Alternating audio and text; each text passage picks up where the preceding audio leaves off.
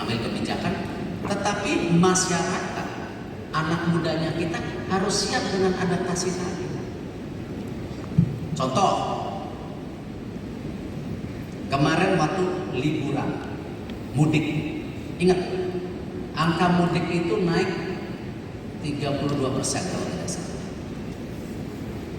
Tapi kalau semuanya bersepakat menaati aturan mudiknya, mudik tahun ini ya kemarin jauh lebih bagus dari tahun sebelumnya karena semua bersepakat. Dan alhamdulillah sebagai BUMN senang kuota bensinnya tidak kepake semua, ada penghematan sepertiga. Karena ingat, BBM kita tuh impor, kita bukan swasembada BBM, itu tahun 80-an. Nah hal-hal ini artinya apa?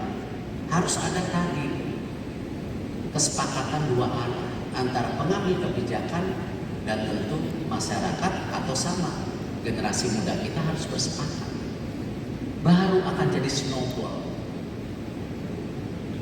Yang kita harapkan apa? 2045 kita jadi negara ekonomi terbesar di dunia nomor 4 atau nomor 5. Amin. Tepuk tangan dong. Kalian dong jadi pemimpinnya. Tapi kalau kita bahas mengenai BBM impor ekspor nanti di stage pada saat kampanye, Pak. Jangan di sini, Pak. Oke, nah gini Pak. Bapak tuh kangen nggak sih? Tadi di awal Bapak udah bilang, Bapak tuh kangen nggak sih jadi pengusaha? Banget. Banget. Karena gini, kadang-kadang konotasi bahwa pengusaha itu tidak membantu yang namanya kesinambungan daripada ekonomi, salah besar. Ya. Memang ada pengusaha nakal, ada pengusaha korup. Ya. Tapi kalau kita lihat contoh di UMKM, kadang-kadang kita tidak sadari 97% lapangan pekerjaan dibuat oleh UMKM. Ya. Tapi apa gara-gara karena UMKM kita tidak boleh membentuk perusahaan menengah? Nggak bisa. UMKM itu naik kelas jadi menengah dan nantinya jadi besar. Tetapi kalau ekonominya hanya didominasi oleh yang besar, itu pun sama. Ya. Harus ada keseimbangan. Nah itulah kuncinya Pak di policy itu, di kebijakan itu, yang bisa menyeimbangkan. Nah sama. Pengusaha itu apa? Bayar pajak. Pengusaha itu apa? Membuka lapangan pekerjaan. Ya. Pengusaha itu juga mendorong yang namanya inovasi. Lihat, kalau kita paksakan BUMN untuk menjadi perusahaan consumer goods, nggak bisa BUMN. BUMN itu lebih kuat kepada apa? Infrastruktur, perbankan, itu kekuatannya.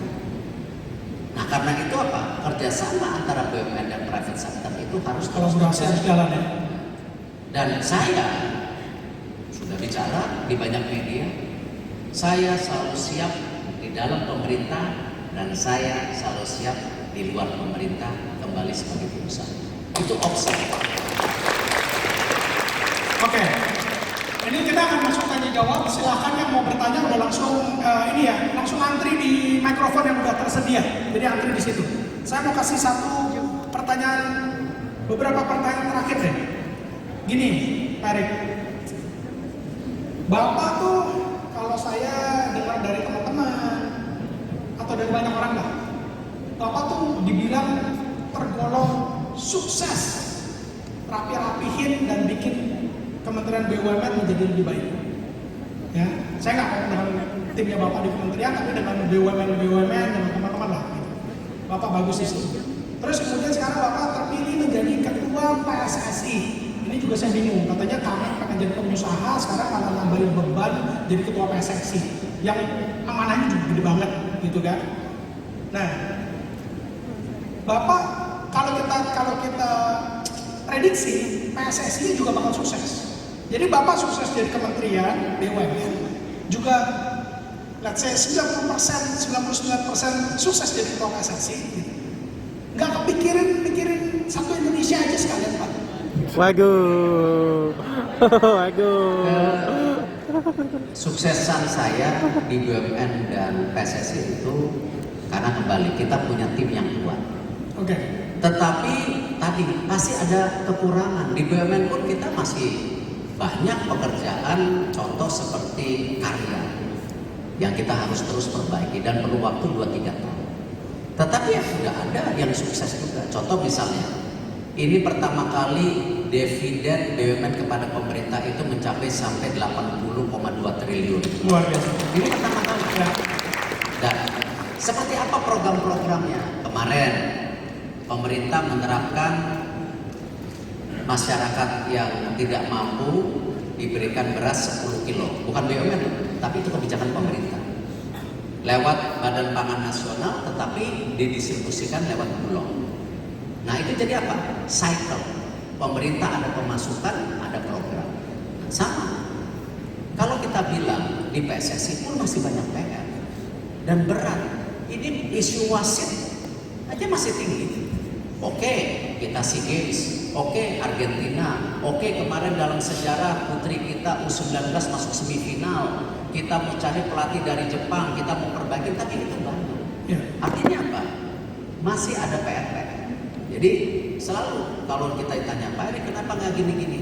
Jangan jauh-jauh. Ya, mikir aja di depan dulu, selesai. Ya, itu tugasnya. Karena ingat, tadi saya bilang, kita punya cita-cita tinggi. Pasti semua, saya punya cita-cita, di depan saya punya cita-cita. Tapi kalau PR-nya nggak dikerjakan, itu hanya sebuah mimpi. Percaya kan? Pak Erik. Percaya. Benar, tepuk tangan dulu. Pak Erik. Tapi kan PR-nya, kita ngomong PSSI nih sekarang ya. PR-nya PSSI kan nggak mungkin selesai sebelum Pilpres, Pak. Ya? Waduh. Jadi gimana dong? Loh, Bapak saya hanya akan ngurusin PSSI aja, apa bakal mau mikirin kita di tahun 2024 nih, Pak? Saya Waduh. diangkat sebagai ketua PSSI sampai 2027. Bapak tuh serius banget sih, Pak. Padahal tadi di belakang layar kita bilang kita mau. Saya diangkat sebagai ketua PSSI sampai 2027. Oke. Jadi artinya apa? Kalau saya diangkat, saya harus selesaikan tugas dengan baik. Sampai 2027. Iya. Boleh merangkap nggak sih, Pak? Presiden sama cepat. Presiden. Waduh. Langsung on the point. Bahaya, bahaya. Rangkap jabatan udah ada aturannya. Bisa? Bisa. Oh bisa. Bisa. Tunggu, kalian tuh jangan sok tepuk-tepuk tangan. Ini kalau benar-benar mencalonkan votingnya. Hah? Mana votingnya? Terlalu dini. Bojo ke susu. Oke. Berarti Bapak akan, memang Bapak ya, memang kita semua udah tahu lah passionnya Bapak di olahraga. Apalagi sekarang dapat amanah untuk benerin PSSI, kita dari dulu udah tahu lah Pak rahasia umum, kenapa-kenapanya gitu. Memang begitu Bapak menjabat, kita semua langsung punya hope, anak-anak muda langsung punya hope. Udah ada beberapa yang mungkin kalian sekarang kelihatan baru kosmetik luarnya, tapi dalamnya saya jamin juga 11-12 bagaimana Bapak memperbaiki Kementerian BUMN Pak. Gitu. Perlu waktu. Perlu waktu. So, Tapi mudah-mudahan. ya, wishing all the best buat Bapak melanjutkan Kementerian BUMN-nya menjadi jauh lebih baik lagi, juga PSSI-nya, dan kita tunggu kapan announcement-nya. Tadinya saya pikir hari ini di sini announcement-nya, cuman kayaknya belum siap. Mau di depan mata dulu. Oke, tepuk tangan dulu buat Bapak Erik. Tanya jawab, saya minta. Oke, silakan langsung nama, langsung pertanyaannya, jangan pakai cerita. Selamat siang untuk kita semua. Saya Erik Sornianto, pemilik UMKM Toko Bunga Ecom Flores Indonesia dengan semboyan bisnis Your Special Need, Our Specialty. Luar biasa. Langsung pertanyaannya. Pada kesempatan ini saya ingin meminta vitamin sukses bisnis dari Bapak Erick Thohir yang terdiri dari beberapa pertanyaan, 2 apresiasi dan 2 saran. Pertanyaannya gini Pak. Ya Allah. Kira-kira itu Saya pertanyaan. sudah 3 tahun menjadi UMKM binaan PT Kimia Farma dan PT Pegadaian. Dan sampai saat ini UMKM saya belum ada pesanan Pak. Sedangkan UMKM saya sudah mendapatkan pinjaman lunak sebesar 25 juta. Saya mengapresiasi program Menteri BUMN yang meluncurkan aplikasi Padi UMKM. Yang dekat sama rumah kamu. boleh nggak bantu jualan bunga saya? Atau misalnya punya nggak ya klien yang selalu beli di Kimia Farmasi ini? Boleh nggak kalau sampai ya ada mau ngirim bunga ordernya lewat saya? Harus ada pendekatan. Sama ketika kita bicara hukuman ya, peristiwa Kanjuruhan PSSI itu ada pendekatan, dan alhamdulillah diberi kesempatan. Nah sama, kita harus punya yang namanya sosial interaksi. Orang percaya sama kita karena apa? Trust. Nah, membangun kepercayaan itu tidak mudah. Membangun kepercayaan itu perlu. Nah, jadi tipsnya kalau menurut saya kembali adakan pendekatan dengan binanya, ya pasti saya yakin ada jalan. Ya, saya tidak mau di sini, mohon maaf, gaya-gayaan telepon Kimia Farma. Ini ada, tolong. Oh jangan Bang, jangan. Ya, karena itu tidak mendidik kita juga. Ya. Kebijakan adalah kebijakan yang menguntungkan semua, bukan kebijakan yang menguntungkan sebagian orang saja. Gitu. Oke, thank you Pak Ray. Saya nggak tahu masih ada berapa menit lagi, tapi yes, silakan kamu yang di mikrofon berikut. Nama, langsung pertanyaan. Nanti namanya dicatat yang nanya ya ke Fadil deh. Yang panitia catatkan namanya ya. Oke. Nanti gini, karena sudah ada pinjaman ya di bank. Oh, tadi 25 juta Pak.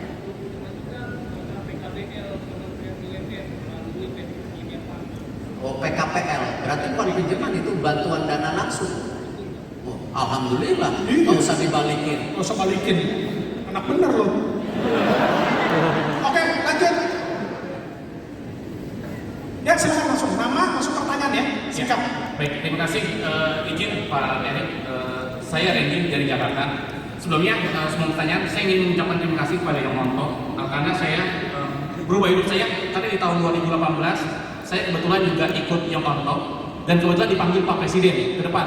Waktu itu saya dapat sepedanya. Dapat sepeda loh.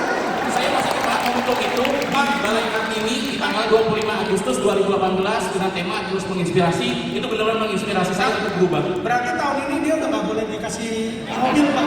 Bapak tadi mau kasih mobil kan? Ya kan? Saya pikir Pak minta sesuatu di belakang kalau diizinkan. Oke, lanjut. Siap, terima kasih. Izin Pak, Yang Monto 2018 mengubah hidup saya untuk menjadi menginspirasi dengan membentuk suatu lembaga inkubator bisnis, dan di mana output masalahnya adalah untuk menciptakan rasio kewirausahaan Indonesia, untuk meningkatkan rasio kewirausahaan Indonesia. Ternyata dalam perjalanannya itu kan butuh banyak sekali penyesuaian.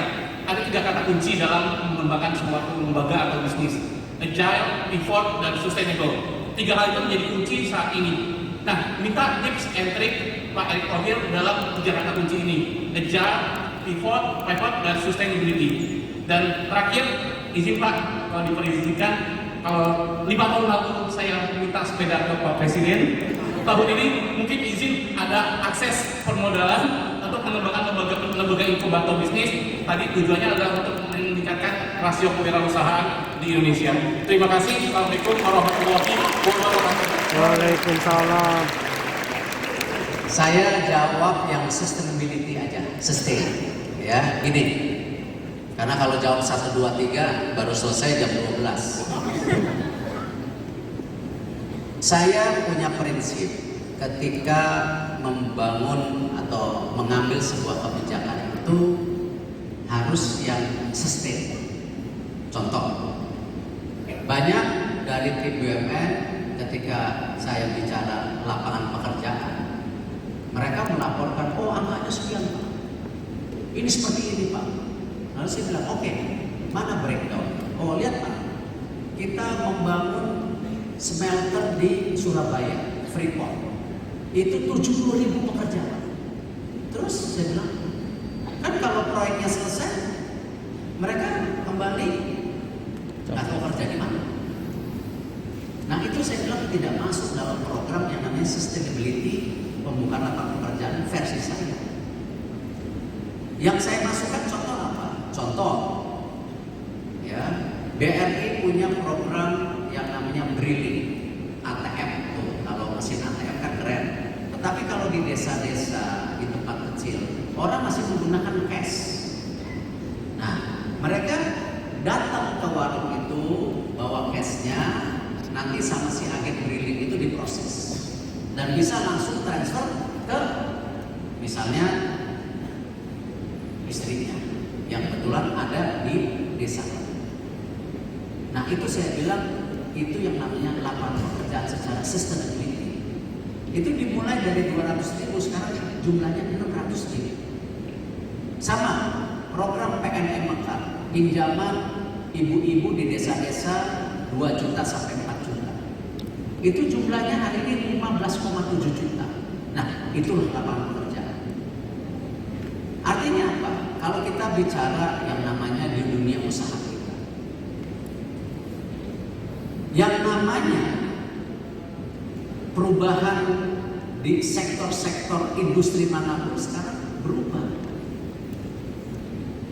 Kenapa salah satu wording di akhlak itu ada yang namanya adaptif dan kolaboratif?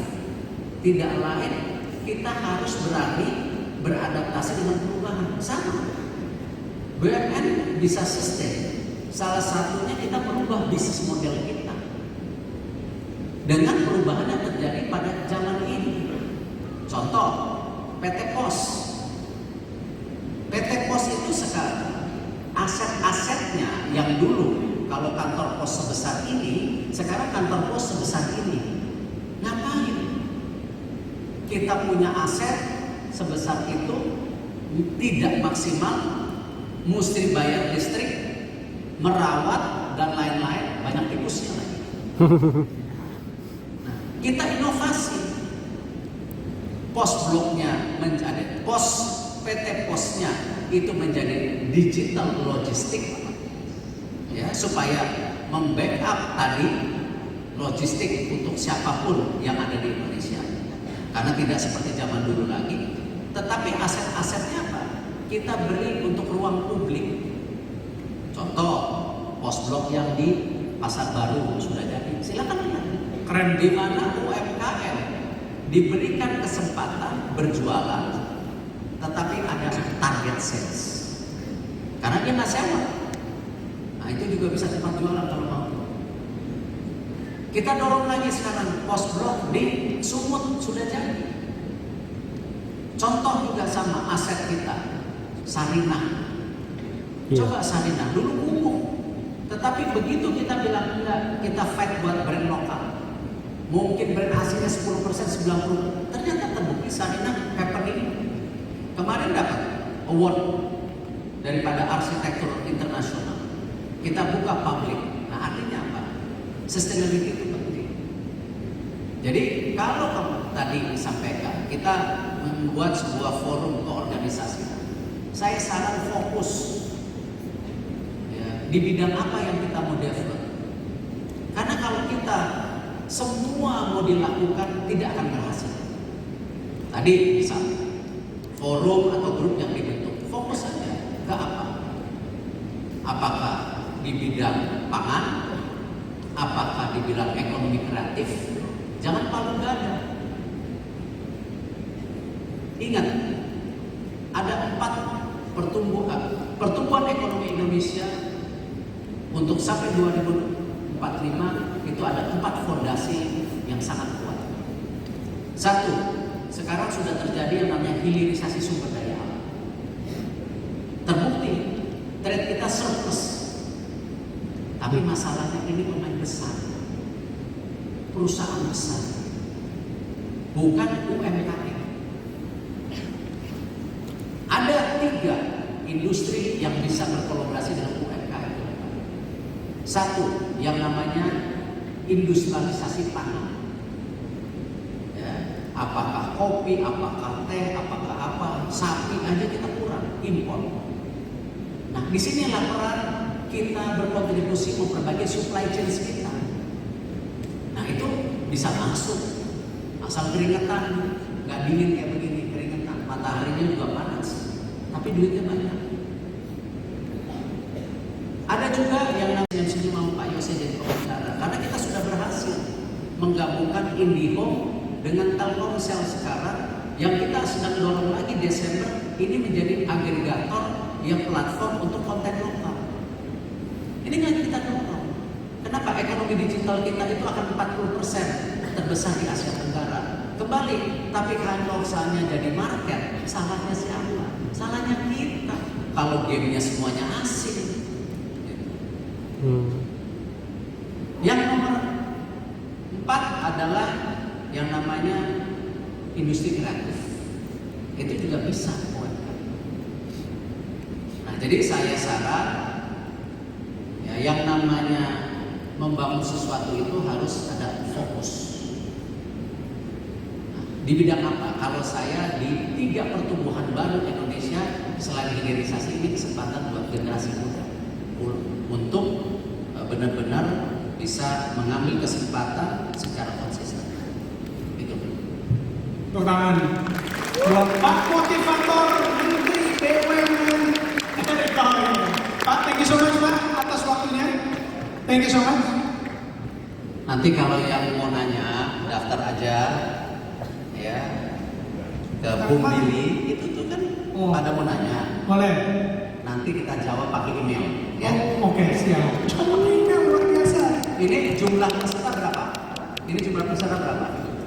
Jadi ini yang daftar dari kemarin kita udah tutup di 11.000 Pak. Yang datang ya ini kan acara sampai nanti sore. Yang pagi ini datang mungkin sekitar udah 3.000-an lebih. 3.000. Ya. Jadi ini terdaftar by name, by address. By email, by address, by yang pagi ini. Yes, yes. Ada. Ada. Bukan sesi berikutnya loh. Oh, yang pagi Yang ini nih, yang 3.000 ada. Ya. Ada. Ada. Ada. Mau diapain? Nah, ini tadi banyak yang ngeluh.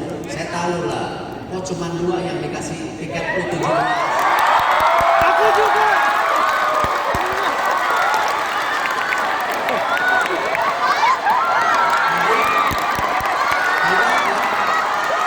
Aku juga.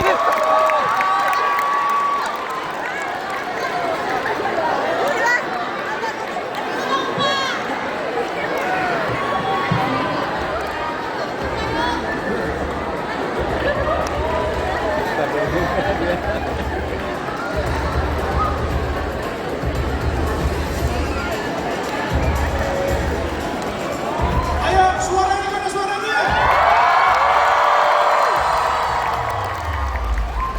Sorry, padahal bagusan baru foto. Nah, sekarang video. Suaranya mana? Lagi suaranya mana?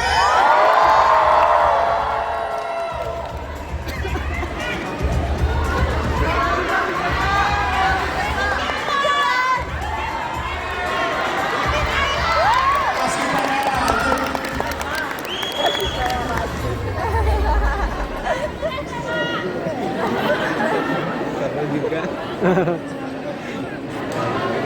Wow, what a tough act to follow up. Ini gue kebagian sesi yang habis menteri gini susah banget nih. Tapi anyway, Pak Erick Thohir menginspirasi banget ya. Setuju nggak teman-teman? Yang paling gue suka tadi adalah apa? Kita BUMN, perusahaan lokal, tapi berani mikir cara internasional. Nah, pembicara-pembicara kita habis ini semuanya they all can think globally but act locally. So please welcome to the stage our 3 speakers, Rio Mezawa, Ibu Neneng Gunadi, dan Andi Zain. Kita berikan tepuk tangan.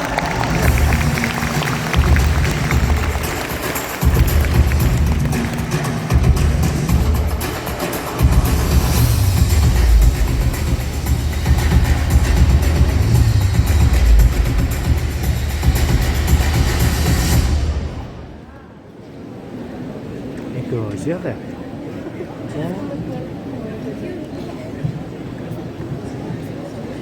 Kita kayaknya ini harus agak lebih semangat lagi nih, kita nih biar bisa samain tadi vibe-nya Pak Erick gitu kan, kita biar makin keren lagi. Ayo, tepuk tangan.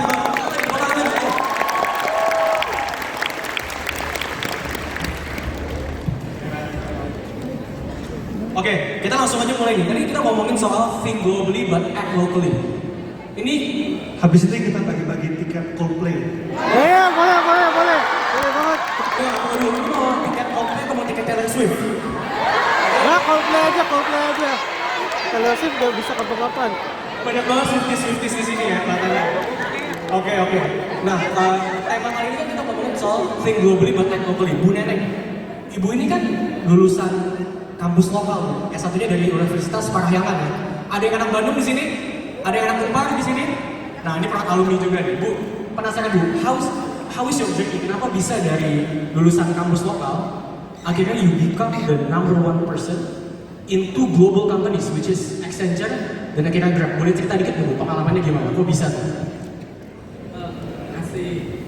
Sebenarnya saya memang S1-nya sipil di Bandung, di Parahyangan.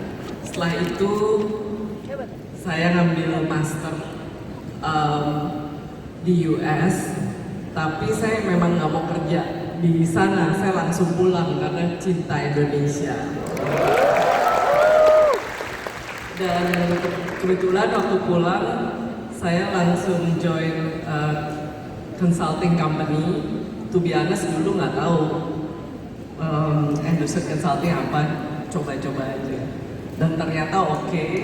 Dan setelah itu saya masuk Grab karena waktu diskusi dengan foundernya, ternyata value, tadi Pak Erick bicara mengenai value-nya Grab dan saya sama. Artinya value-nya apa sih? Value-nya adalah memberikan impact kepada society dan give opportunity to everyone di Indonesia untuk mendapatkan income. So then I joined Grab. How about that? So, jadi Ibu meskipun lulusan kampus lokal, akhirnya ada S2 keluar, dan eventually you become the number one leader ya gitu. Jadi kita talent-talent lokal ini selalu bisa competing dengan semua Lulusan lokal tuh bagus banget loh, jadi tepuk tangan, keren banget. Gak kalah sama lulusan luar. Bu, penasaran banget karena kan Grab ini it's a global, it's a regional company. Tapi banyak marketnya akhirnya di Indonesia. Dari pengalaman Bu Neneng sendiri, how does a company like Grab adopt lesson learn dari negara-negara lain dan akhirnya coba strateginya di adjust ke kebutuhan lokal ini? Pertanyaan kamu bagus-bagus terus sih. Jadi gini, we are a tech company, okay? Our vision adalah Grab for good. Now, karena kita selalu mau membuat impact dan with technology, ini teman-teman dengar semua ya, with technology, nothing is impossible anymore. Nah, yang kami lakukan adalah misalnya waktu pandemi, kebayang nggak teman-teman di sini semua ibunya harus masak, tapi nggak bisa pergi ke pasar kan ya? Bener nggak? Waktu itu kan nggak bisa pergi ke pasar kan? Gimana caranya beli sayur? Nggak ada tukang sayur kan? Mau ketemu orang takut. Betul ya? That's the act locally. Kita buat yang namanya Grab Mart Pasar. Karena apa? There are three things. Number one, kita tahu pada waktu itu pedagang-pedagang pasar nggak ada customer. Betul ya? Siapa yang bisa pergi ke pasar waktu itu? Itu yang pertama. Yang kedua, para mitra pengemudi kita itu nggak ada order karena nggak boleh nganterin orang kan yang dua roda. Jadi gimana dong? Kasihan kan mereka. Terus kita semua ide itu dihasilkan oleh tim Indonesia. Terus kita bilang, oh, let's do something to make sure mitra pengemudi kita bisa menambahkan pekerjaan, terus pedagang pasar juga bisa jualan, dan orang-orang di rumah, ibu-ibu bisa tetap masak buat kalian semua, gitu kan? So that's the innovation. That's why we have Grab Mart Pasar. We have Grab Justic. Artinya pada waktu itu kalau nggak ada mau beli sesuatu, bukan food, bukan ada di pasar, bukan ada di grocery, Economic Forum Davos meeting, they say that more than 50% of the population is composed of people below 27 years old. So I'm always looking forward to meeting young, exciting entrepreneurs to come out from, of course, Indonesia and as well as Southeast Asia. There's a lot of innovation starting, like for example, unicorn like Grab that originated from Southeast Asia.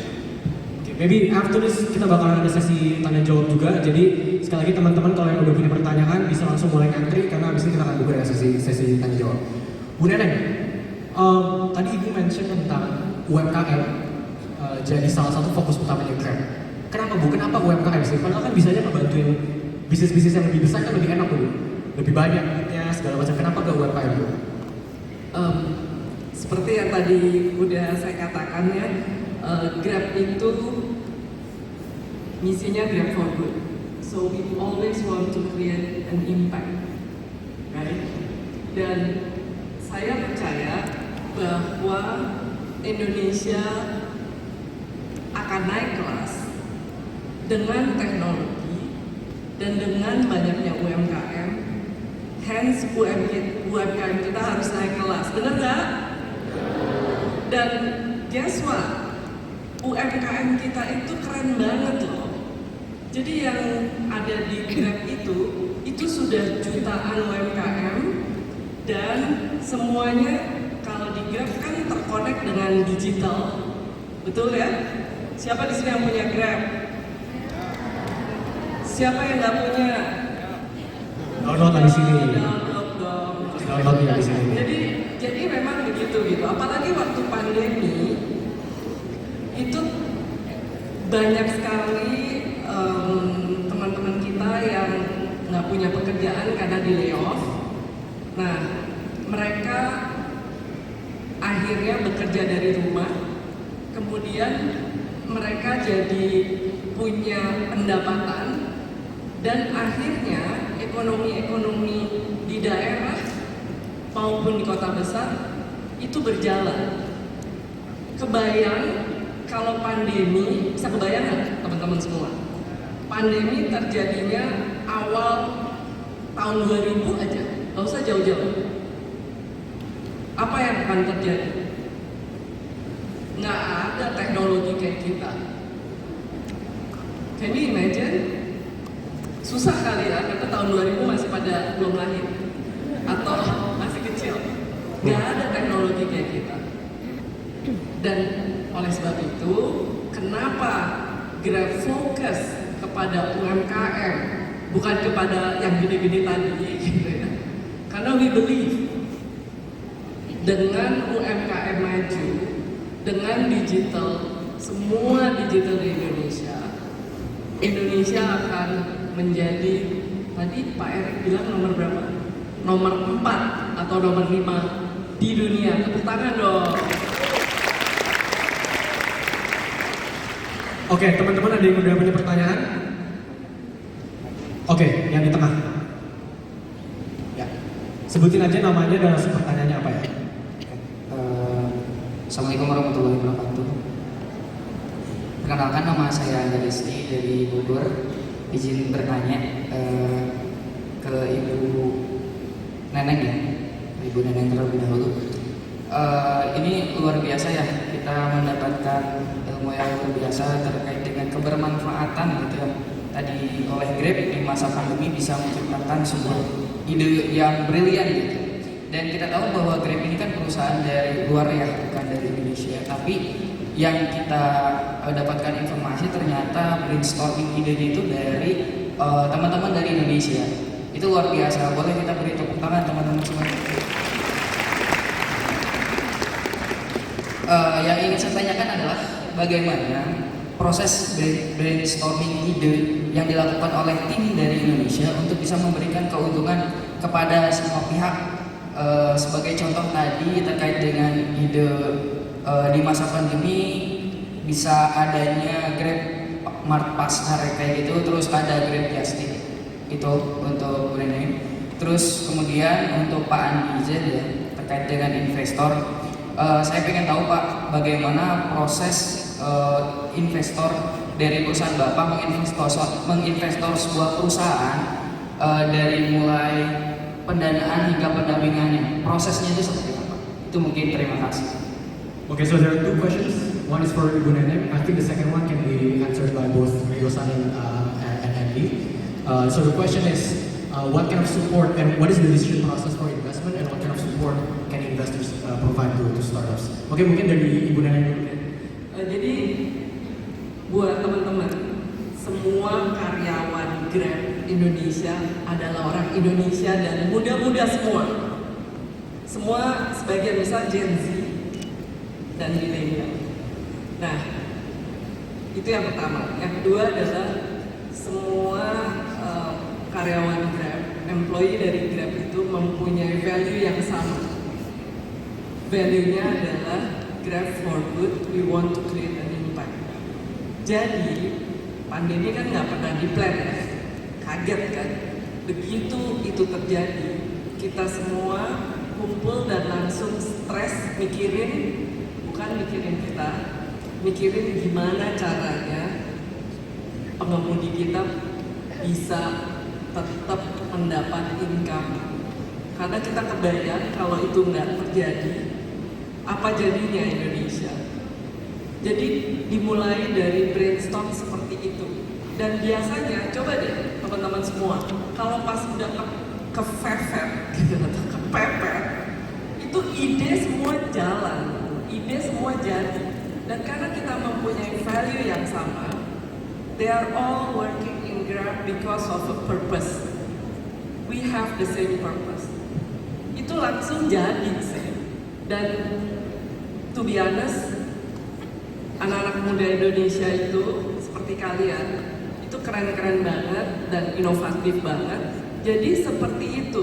Kalau nggak percaya tanya deh, ada beberapa teman Grab. Itu mulai dari situ, mulai dari kepedulian terhadap apa yang terjadi di lingkungan kita. Dan itu sebenarnya yang kita lakukan terus-menerus setiap hari. Kita melihat ini apa nih, apalagi yang harus bisa kita lakukan. Untuk apa? Untuk membantu, untuk memberikan impact.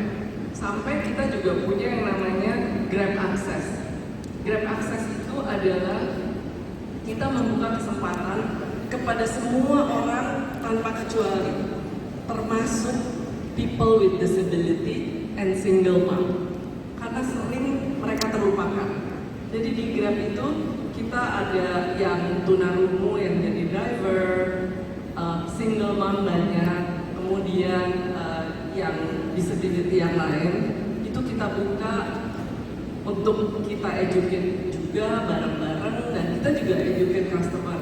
Jadi satu hal mungkin teman-teman di sini anak muda, kalau misalnya mendapat driver yang tunarungu, tolong jangan di cancel karena banyak yang cancel. Sedih saya. Kita sangat inklusif. Everyone has to have the same opportunity to get income to work. Mungkin gitu. Thank you. Thank you. So as Handler and myself, what kind of entrepreneur we're looking for is that we're looking for someone who is very aspiring entrepreneur and also have the energy to drive the business. So idea is always great, but at the end of the day, it's all about the execution. That's why we spend about 100 hours with entrepreneurs to really work on a very difficult startup life. Startup is not easy, but of course there's also big rewards and you can innovate the industry and change the lifestyle of everyone. Like for example, Grab has penetrated millions of people, and so we're always at the end of the day looking at aspiring, innovative, and as well as ambitious entrepreneurs, and we're always happy to help out in the process to work together. Saya tambahin ya, jadi bagaimana proses untuk mendapatkan pendanaan. Jadi ini rumusnya yang disatukan aja. Satu, urutannya ide pertama, kedua orang, idea, people, product, traction. Jadi empat ini yang paling penting. Jadi satu, ide yang ada harus datang dengan ide, dan ide itu harus menarik. Ide itu harus cukup besar sesuai dengan kondisi pasar. Jadi Anda ngomong sama orang yang beda, Anda harus punya approach yang beda juga. Misalnya, kalau kamu bikin bidang bisnisnya makanan, 17 tahun. 17 tahun di IBM gitu ya. Lalu terakhir karirnya di AWS. Amazon Web Service. Amazon 5 Web tahun. Service 5 tahun. Start company-nya di sini, lalu timnya jadi dari berapa waktu itu mulai? Saya karyawan ke-8, sekarang udah 100-an lebih. 100 lebih, dan sekarang ditinggalin, baru beberapa bulan ditinggalin untuk bikin Gaiman Ventures gitu ya. Kalau boleh cerita, apa sih yang ngebikin Mas Gunawan stop dunia karir, terus akhirnya jadi entrepreneur dan berani mulai the new season of your life? Gitu. Wah, ini salah satu yang ngomporinnya Opa Aloy. Oke. Tapi gini, saya tuh memang gak gampang ya bahwa milih untuk jump the career lebih dari 20 tahun berkarir di dunia IT, terus jump ke investment dan healthcare. Yang bikin saya benar-benar pindah itu ceritanya adalah benar-benar saya merasa bahwa ini kayak ada panggilan gitu, calling gitu ya. Oke. Jadi kamu ceritanya kepanjangan, tapi intinya kalau ini ada my build, kalau mau cerita selalu harus tarik nafas dan kumpulin energinya dulu supaya nggak ini ya. Oke. Jadi my beautiful wife there hadir di sana, samping sana 3 tahun yang lalu battling with cancer. Oke. Jadi kalau kita ada keluarga atau orang terdekat kita atau kita sendiri yang hadapin penyakit serius seperti itu, udah takut sekali gitu ya. Dan saya masih ingat kalau untuk nyari pertama diagnosa yang tepat seperti apa, jenis kankernya kayak gimana sih, penyakitnya serius atau enggak sih, ini harus ovarinya harus diangkat atau enggak, atau di rahimnya diangkat semua atau enggak. Itu setengah mati nyari sampai 6-7 dokter untuk rekomendasi gitu ya. Terus setelah tahu prosedurnya mesti ngapain, kemoterapinya mesti seperti apa, obatnya kayak gimana, cycle-nya berapa banyak, dan itu nggak gampang. Saya sendiri sampai harus jadi belajar, baca medical journal dan segala macam untuk milih, bantu istri saya untuk milih harus melakukan prosedur seperti apa. Saya cuma kebayang bahwa ini bukan masalah uang ya, bukan masalah biaya pengobatannya berapa dulu gitu ya, masalah memilih clinical protokol yang tepat untuk penyakit yang serius seperti itu nggak gampang. Dan saya merasa bahwa, dan itu terkait masalah hidup mati kan. Nah, saya merasa bahwa kalau sampai saya aja merasa kesulitan seperti ini, berapa juta orang Indonesia itu mungkin nggak punya atau nggak aware mengenai keputusan yang diambil itu seperti apa. Dan menurut saya itu kayak mengganggu hati saya gitu ya. Nah, long story short, walaupun udah ada rasa panggilan itu udah berapa lama, nggak gampang, keputusan yang gampang untuk pilih pindah, dan kemudian setelah cuman leap of faith untuk kemudian milih bahwa udah deh, udah cukup, jangan cuma nyaman-nyamannya doang. Ya. PR-nya sekarang adalah harus berbuat dan membantuin memberikan equal healthcare access buat the majority of all of Indonesians untuk bisa punya healthcare access yang bagus. Wow, kita kasih tangan buat Mas Gunawan. Jadi ada calling, leap of faith, lalu berani ngambil langkah gitu ya. Saya mau nanya lagi ke Aloy ya. Aloy, I know we are working also close together with Asaren. Then what's your dream ahead, and if you see like this lot of young people here, and how do you see the healthcare in the future, that these young people can work together with Asaren and also can be a beneficial for our country? I think there's a lot to this question, so it's quite a difficult question to answer. But if I were to really narrow down what we are really trying to do here is really going to the third wave of healthcare. If you look at our grandfather time, so I am actually 25% Indonesian, even though some of my partners here don't really are 25% Indonesian. So I'm actually 25% Indonesian. So during our grandparents' time, that's the first wave of healthcare. When you're sick, what do you do? Right. Second wave of healthcare during our parents' time, when you're sick, what do? Reactive treatment, go to the doctor. You think that the doctor can solve everything, which is not true. I mean, if there's any doctors here, I'm sorry, but I don't think doctors can solve everything, right? And the third wave of healthcare would be preventive treatment. You need to first know what is wrong about you once again before you are able to do something for your own health. And that is because healthcare, in my opinion, is data dependent. Healthcare, in my opinion, is also the industry that have got the most fragmented data source. So how do we actually come into play? The next generation, by the way, I'm still very young, but I think that the next generation... You're 22, right? 21. 21, right. The next generation itself, we are actually going into a preventive healthcare. They believe you're 22, by the way. Yeah, so we're going into a preventive healthcare treatment era. And how do we actually do it? First of all, is understanding that whatever that we are doing over here is not just giving the data to the big pharma companies. I mean, there are good big pharma companies like Calvary as well. But I mean, a lot of people have the idea that pharma companies are bad, blah, blah, blah. Us accepting the idea that data is the way to transform the healthcare industry and being willing to work with the ecosystem, I think that that's the most important thing. And in order to be able to do that, first of all, there must be an intention to go into healthcare. If we want to make money, I believe that over here, we could easily go into other industry where we're making more money. But the idea is not just about making money, it's really contributing to the society and making a change over here. And my reason for wanting to do that boils down to, once again, the younger generation will call it YOLO. But for me, I call it my 4,000 weeks theory. We have only approximately 4,000 weeks alive, and we always complain every week pass so fast.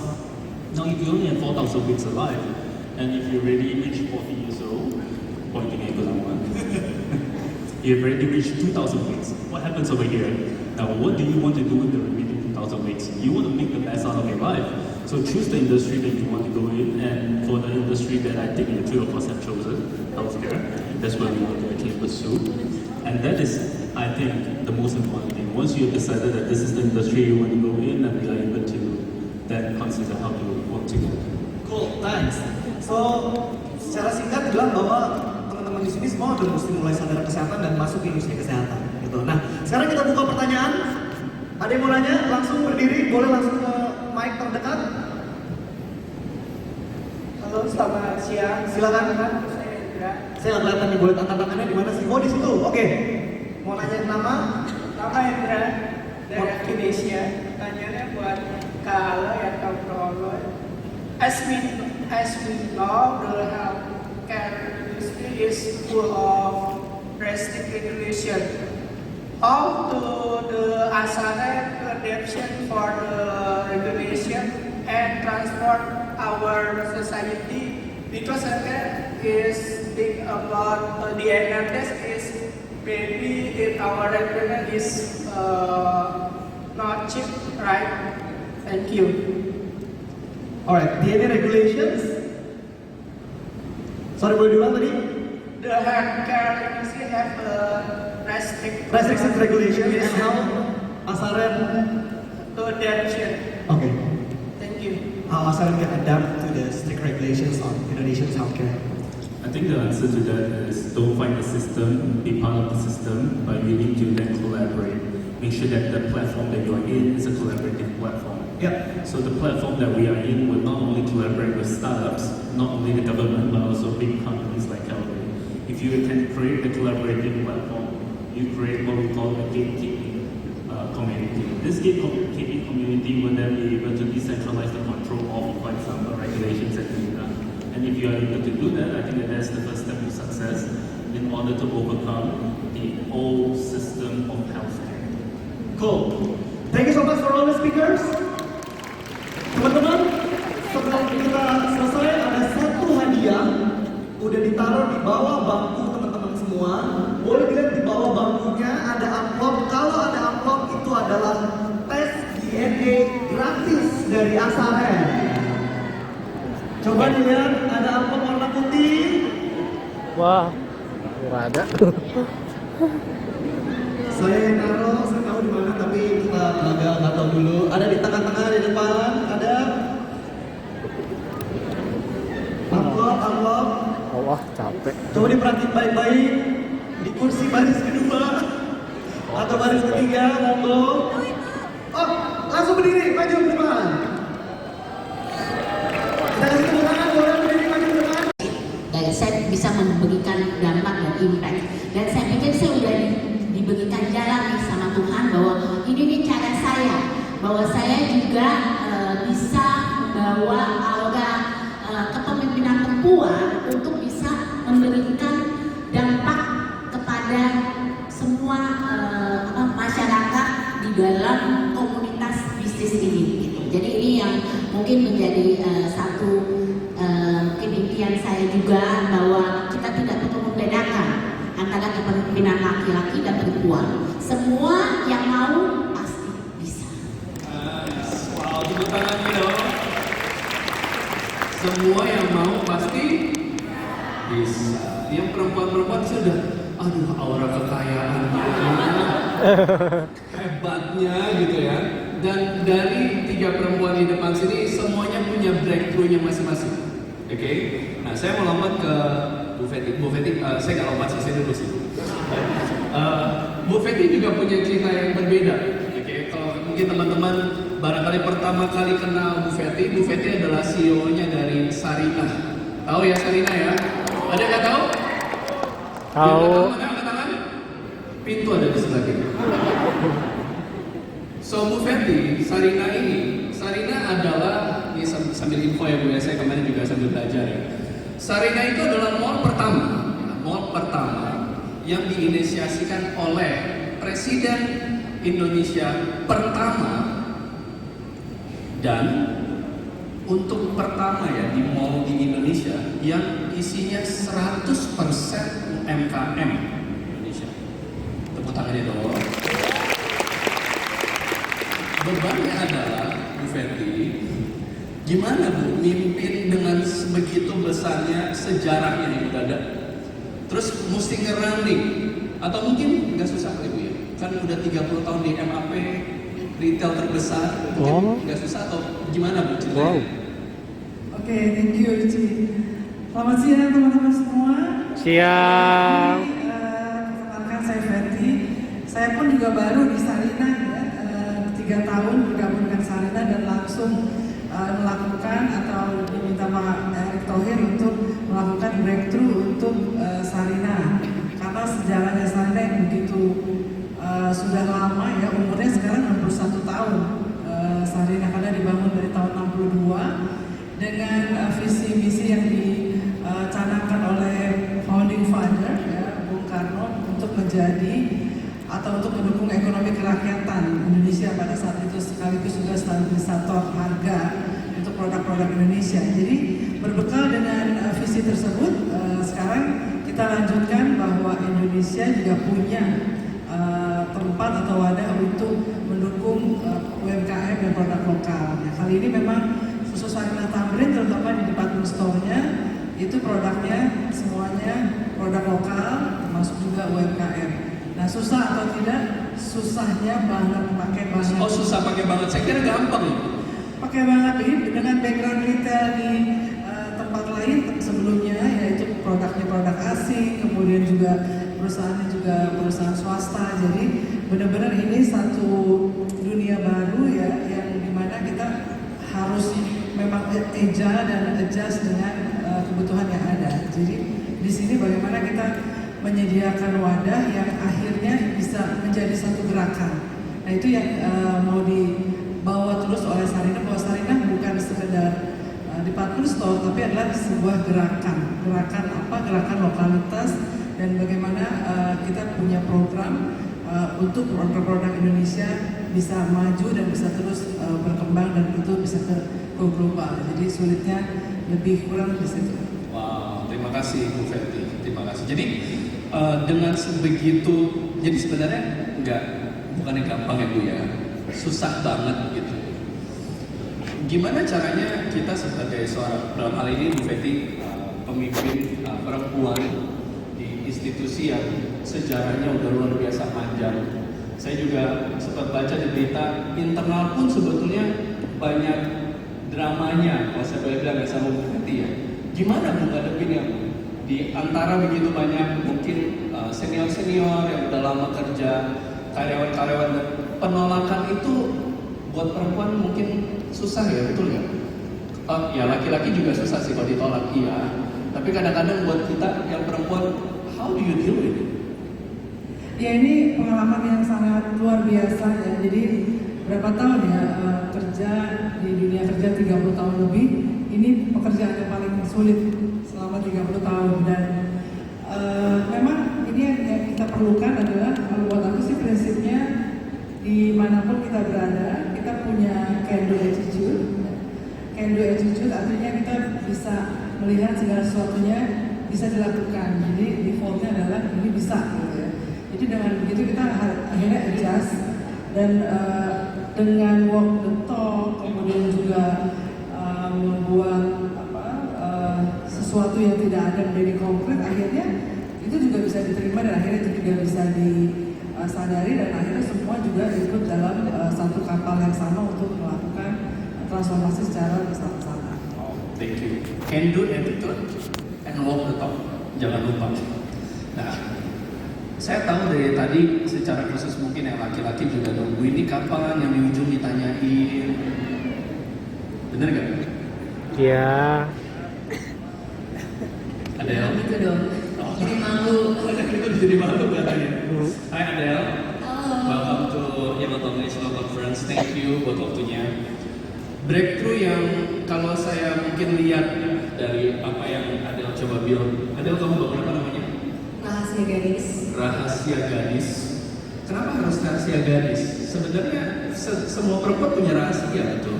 Benar, banyak banget rahasia kita ya nggak? Adele tuh kalau saya hitung, kemarin saya sempat hitung, Adele sebenarnya waktu mulai rahasia gadis itu berarti lagi umur 17. Ada cerita belakangnya sih, mungkin aku bisa Oh, cerita. ada cerita belakangnya lagi. Nah, umur 17 tahun ngapain sih bikin perusahaan? Santai-santai aja kan anak kuliah pulang, udah gitu loh. Hidupnya gak usah terlalu ambisius amat lah. Jadi awal rahasia gadis, well, first thank you so much. Halo semuanya, hai. Hai. Halo Adele, ada beberapa teman-teman rahasia gadis di sini aku bisa lihat tuh. Ya, jadi mungkin aku cerita dulu untuk teman-teman yang kenal rahasia gadis. Jadi rahasia gadis adalah komunitas perempuan muda di Indonesia dan kita sering banget fokus terhadap mental health, financial freedom, beauty. Dan awal mulanya rahasia gadis banget itu bukan pas aku umur 17 tahun sih, itu pas pandemi. Jadi emang selalu ada kesempatan ya pas ada keresahan itu. Jadi pas pandemi itu temen aku yang awal banget mulai rahasia gadis lagi mau nikah, dia mau give it up gitu. Jadi aku sama Dika, karena aku bilang jangan dong, sayang banget nih, partner sangat bagus ya. Jadi aku sama Dika langsung take hold to it sih dan kembangin. Jadi pas awal pandemi itu mungkin baik banget ya rasa kesepian, siapa nih rasa kesepian pas pandemi, rasa sedih, galau. Kita itu bikin namanya confession room. Confession room. Yang sesimpel waktu itu cuma Google Form, siapa nih mau cerita di sini. Kita shock banget, lebih dari 10.000 orang, 10.000 gadis cerita di confession room itu. Dan itu sih mungkin gara-gara aku mendengarkan curhatan gadis dari insecurities, anxiety, depression. Jadi itu sih jadi kayak tenaga aku sama Dika ya untuk kembangin rahasia gadis. Dan pastinya aku juga nggak pernah kebayang sih pas aku sekolah sama anak yang Cinta di Berkeley juga pun aku kan nggak pernah kebayang nih bisa build my own company atau lead my own company, tapi ada elemen timing aja sih dan ada desire aja sih dalam diri sendiri. Itu sih mungkin latar belakangnya. Tepuk tangan dong. Tepuk tangannya mana? Luar biasa ya. It's a very not an easy decision mungkin ya. Mau 17 dengerin ternyata banyak perempuan juga ngalamin yang sama. Iya banyak banget yang curhat. Pasti beberapa orang curhat di sini. Siapa yang udah pernah curhat di rahasia gadis? Tapi belum tentu mau aku juga kan rahasia. Salah saya nanya ya. Bu Sinta, if you see Adele dan mungkin di sini ada juga yang mulai usaha dari muda gitu. Bukankah lebih baik udah fokus kuliah aja lah? Perempuan kuliah udah selesai nanti siap-siap kerja, siap-siap nikah udah. What do you think with that stigma? Mungkin saya mau ini dulu Gici. Di Indonesia ini kita semua tahu ya Indonesia tuh punya bonus demografi. Iya. Jadi kita mestinya nih bonus buat mereka. Tapi bonus itu bisa jadi beban.